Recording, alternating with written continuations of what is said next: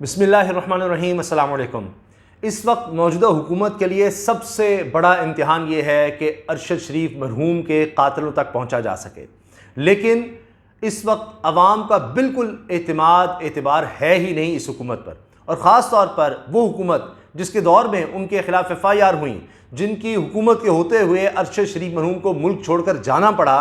तो उन पर किस तरह से एतबार किया जा सकता है। अब हुकूमत ने कमेटी तो बना दी है, लेकिन कहा था जुडिशल कमीशन बनेगा, लेकिन अभी कमेटी बनाई है, उसमें भी फौरी तौर पर तब्दीली कर दी गई। फिर उस पर वज़ीर दाखिला राना सनाउल्लाह को बिठा दिया गया और उन्होंने एक अजीब ही चुरली छोड़ दी है। लेकिन अब हुआ यह है कि वो शख्सियत जिससे PDM की जान जाती है, जिनके बयानात से बड़े वो तंग हैं कि जी वो क्यों इस तरह की बात करते हैं, इमरान खान का साथ क्यों देते हैं, एतजाज़ अहसन साहब पाकिस्तान पीपल्स पार्टी के अहम रहनुमा हैं और आईनी कानूनी माहिर हैं। उन्होंने टेलीविज़न पर आकर मुख्तलिफ प्रोग्राम्स में, एक तो ARY पर 11th आवर में वसीम अदामी के प्रोग्राम में, इसके अलावा GNN में भी प्रोग्राम में, फरिया साहिबा के प्रोग्राम में उन्होंने बात की, और भी शायद मेरी नज़र से 2 गुजरे दीगर प्रोग्राम्स में उन्होंने कहा है कि 10 दिन में मैं कातिलों का पता चला सकता हूं। 10 दिन में सिर्फ उन्होंने कहा। मेन बातें उन्होंने क्या की हैं उसमें, एक उन्होंने कहा कि एक्सपर्ट दे दिया जाए, एक एक्सपर्ट मेरे पास होना चाहिए, क्योंकि अब ये वो दौर नहीं रहा कि जनाब कोई लियाकत अली खान को जिस तरह शहीद किया गया और उसके बाद बेनज़ीर भुट्टो का जिस तरह कत्ल हुआ, ये वो दौर हो। ये मुख्तलिफ दौर है, और यहाँ पर आपको अगर ये जो आज के जदीद गैजेट्स हैं इनका इस्तेमाल आता हो, जदीद टेक्नोलॉजी का इस्तेमाल आता हो, और टेक्नोलॉजी इतनी एडवांस हो गई है, तो आप अब हकीकत तक बड़ी आसानी से पहुँच सकते हैं। 10 दिन का उन्होंने वक्त मांगा है, लैपटॉप अरशद शरीफ साहब का, फ़ोन उनका, और उन्होंने कहा जी एक एक्सपर्ट मिल जाए तो ये मामला मैं सुलझा दूंगा 90%। उन्होंने कहा कि मैं बिल्कुल एग्जैक्ट आपको बता दूंगा कि इसके पीछे कौन है, और ये कोई इतना मुश्किल काम नहीं है। लेकिन हुकूमत क्या कर रही है, हुकूमत तो इससे भाग रही है, और वो क्या कर रही है कि जनाब राना सनाउल्लाह से बयान दिलवाया गया है कि जी वो स्मगलिंग को भी हम चेक करेंगे। पहले ही उन्होंने अब इस पर शुक्र शुबात बता दी, और कमेटी में एक शख्स ऐसा शामिल है, पहले तो 3 लोग थे, उनमें एक ISI के भी यानी यूँ समझिए कि ऑफिसर थे, और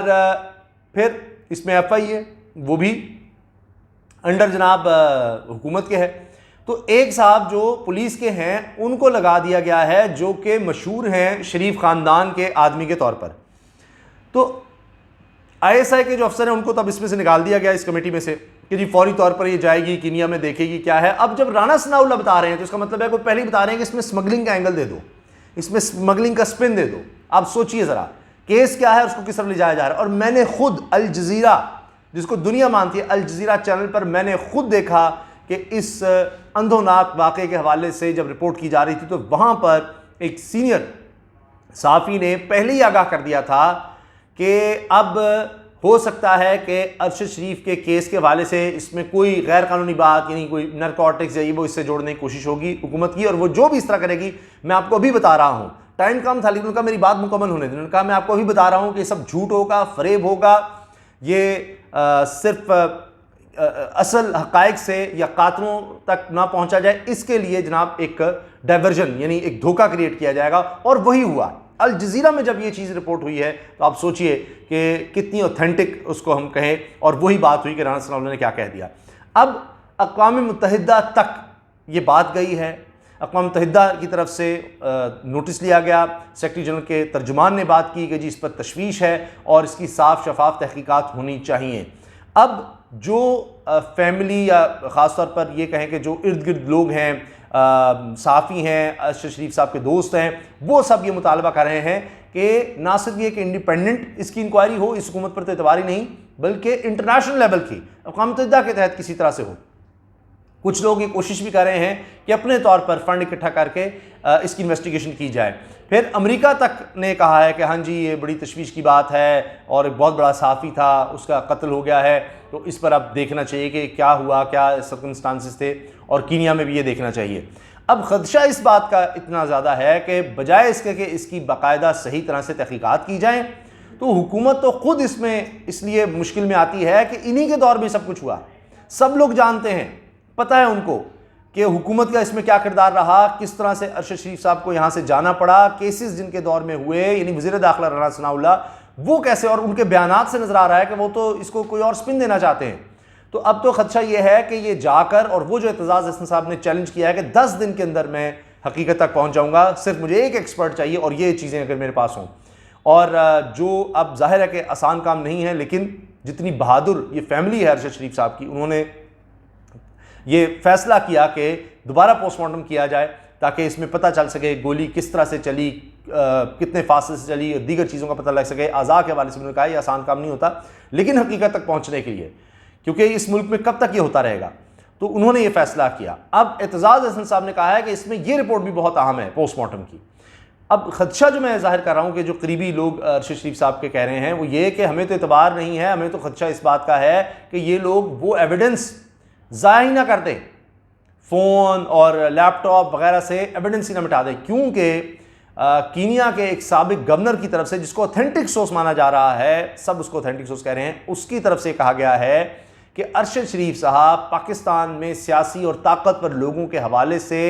वहाँ पर जो जराइम के काम हो रहे हैं, जराइम से काम लिया जाए, मतलब लॉन्ड्रिंग का काम और दीगर इस तरह के गलत कामों में जो मुलव्वस हैं, उनके हवाले से वो वहाँ पर तहकीकात कर रहे थे। एक तहकीकाती सहाफ़ी थे, वो चीज़ें इकट्ठी कर रहे थे। इससे पहले आप जानते ही हैं बिहाइंड क्लोज डोर्स एक डॉक्यूमेंट्री आ रही है, इंटरनेशनल लेवल की डॉक्यूमेंट्री, और उसमें वो पाकिस्तान में जो बड़े बड़े ख़ानदान हैं, हुकूमती ख़ानदान जिसमें शरीफ ख़ानदान शामिल है, उनके हवाले से वो बता चुके हैं शरीफ साहब कि किस तरह से ये लोग यहाँ से पैसा लूटने में, मनी लॉन्ड्रिंग में मुलव्वस हैं।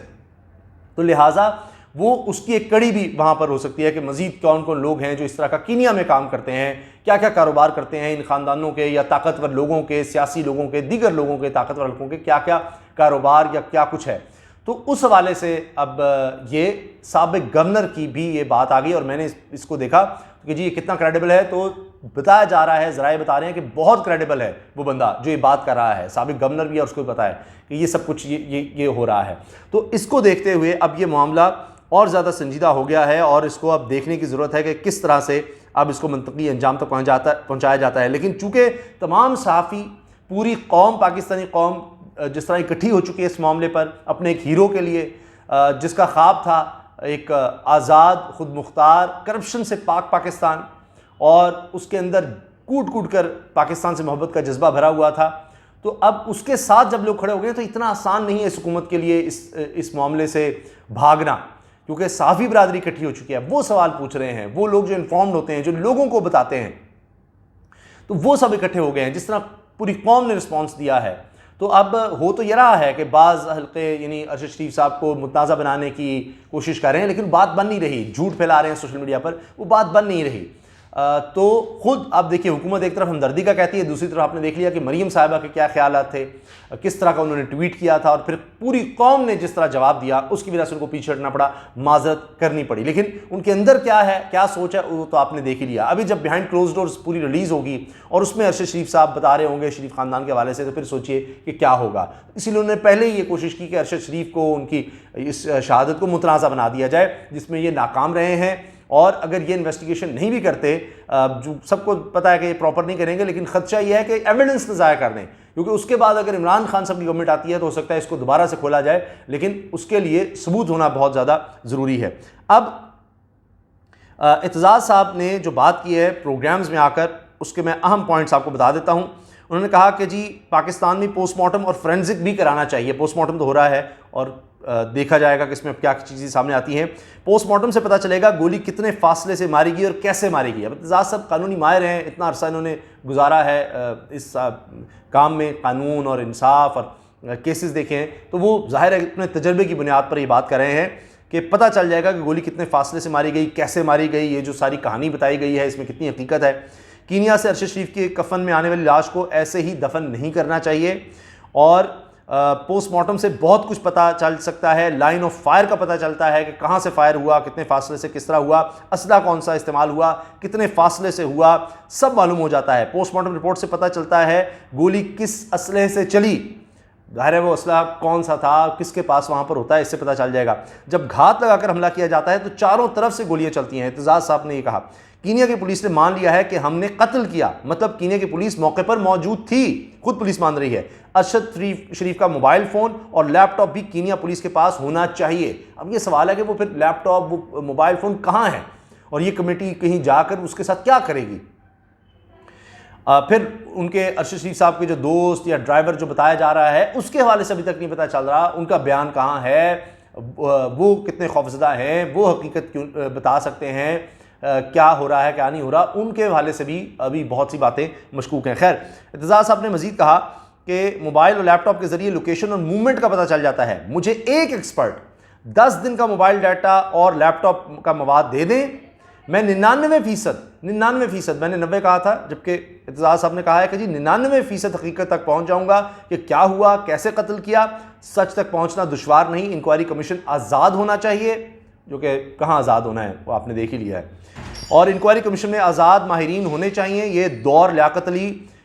या बीबी शहीद वाला नहीं, सच सामने आ जाता है। तो ये जनाब इत्तेज़ाज़ साहब की पूरी स्टेटमेंट है। अब जाहिर है कि पीडीएम हुकूमत पहले ही इनके बयानात से तंग है, और अब इस तरह से उन्होंने ये चैलेंज दे दिया है और कि जी सिर्फ 10 दिन मुझे दे दें और ये चीज़ प्रोवाइड कर दें तो मैं हकीकत तक पहुँच जाऊँगा। अब ये भी एक बहुत बड़ी बात है, क्या इनको नहीं शामिल करना चाहिए था फिर हुकूमत को, अगर कमेटी बनाई जाती है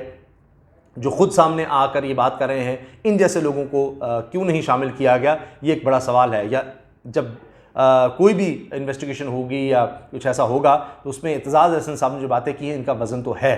तो अभी से जिस तरह आगाज़ हुआ है तो बहुत सी चीज़ें एक्सपोज हो गई हैं, लेकिन इत्तेज़ाज़ साहब मैं समझता हूँ कि उनकी बातों में बहुत ज़्यादा वज़न है और इन चीज़ों को मद्देनज़र रखते हुए इन्वेस्टिगेशन को आगे बढ़ाना चाहिए। इजाज़त दीजिए, अल्लाह हाफ़िज़।